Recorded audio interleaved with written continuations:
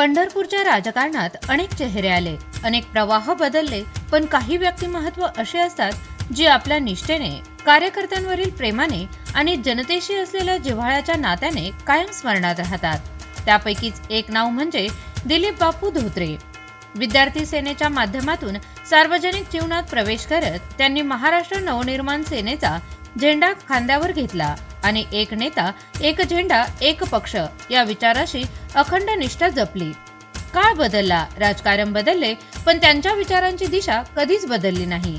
राजकारण हे केवळ सत्तेसाठी नसते, तर समाजासाठी असते, हे त्यांनी आपल्या कार्यातून दाखवून दिले.